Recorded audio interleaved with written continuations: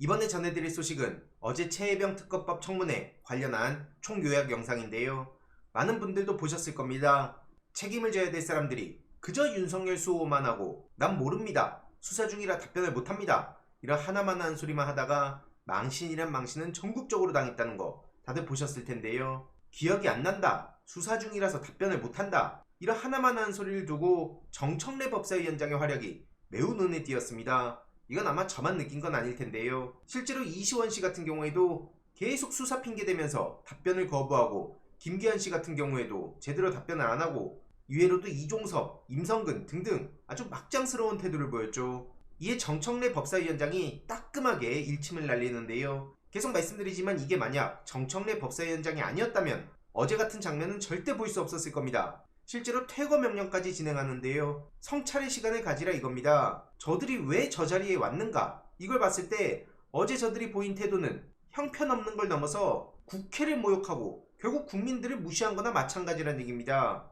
특히나 이 말이 모든 걸 담고 있었죠. 증인 선서에 배짱도 없으면서 뭘 그렇게 말이 많냐 이겁니다. 실제로 민주당 의원들이 말을 하면 중간에 끼어들기를 하고 자꾸 태클 걸고 이런 모습을 보이기도 했었죠. 그래서 이 말이 모든 걸 담았다고 보는데요. 저런 식으로 배짱도 없는 인간들이 여태까지 그렇게 센 척을 해왔으니 이게 얼마나 기가 막힐 노릇입니까?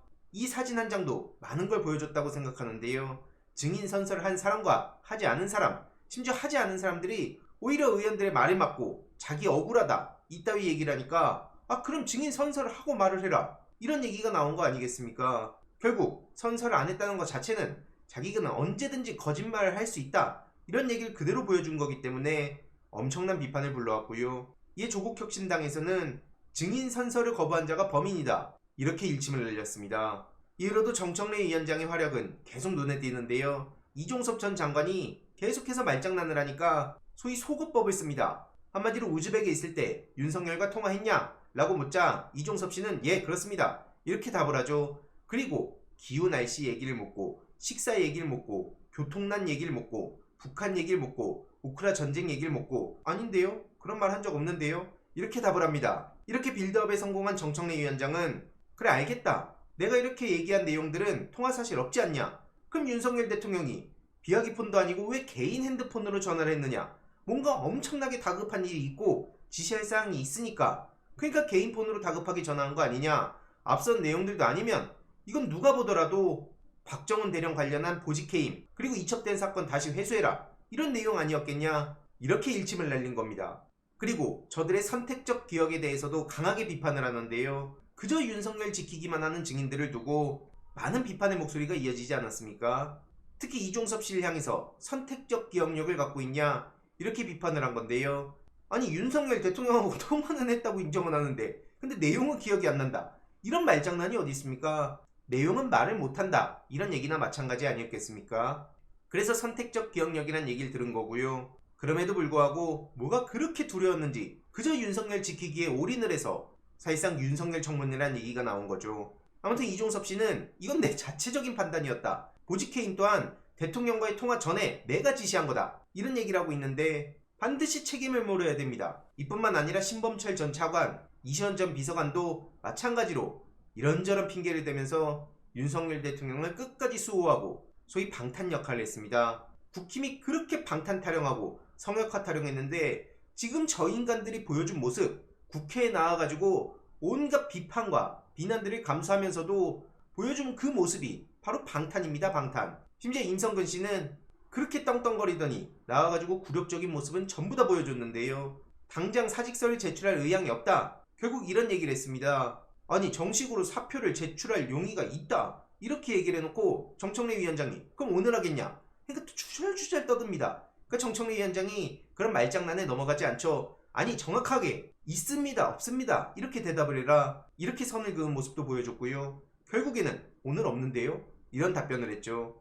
그러면서 작전 지시와 작전 지도 가지고 또 말장난을 하는데요. 작전 지도를 했지 난 지시한 적 없다, 한마디로 작전 지도는 작전권이 없기 때문에 내 책임은 없는 거다, 이런 식으로 법적인 망을 피해가려는 거 많은 시민들도 다 알고 있습니다. 그리고 임기훈 전 국방비서관도 정말 뻔뻔한 모습을 보여서 박균택 의원이 호통을 쳤는데요. 윤석열의 경로 여부를 묻자 이거는 국가 안보 사안이라 답을 할 수 없습니다. 계속 이런 말만 앵무새처럼 되풀이해서 아니 어떻게 윤석열 경로 사안이 국가 안보 이슈가 되냐. 정말 많은 시민들이 이때도 분노하는 모습을 보였는데요.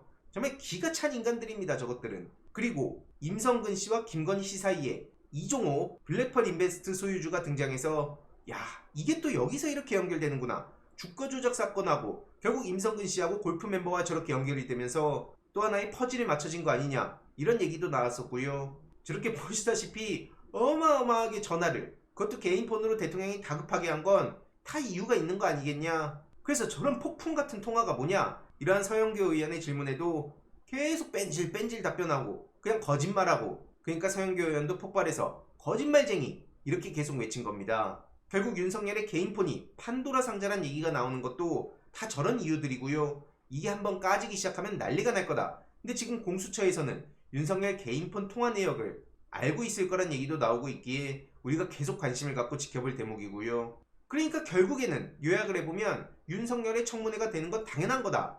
직권남용은 탄핵 사유다. 이런 얘기도 진작부터 나온 거 아니겠습니까? 윤석열 경로 이후에 모든 스텝이 꼬이고 지금 주변 사람들도 전부 다 범죄자가 된 상황인데 이런 문제를 어떻게 수습하려고 저러는 걸까요? 그래서 어제 김용민 의원은 청문회 내내 국방부와 군대에 실망을 하다가도 해병대 정신을 진짜로 실천하는 박정훈 대령, 이용민 중령 이런 분들을 보면서 희망을 발견했다는 입장을 남겼습니다.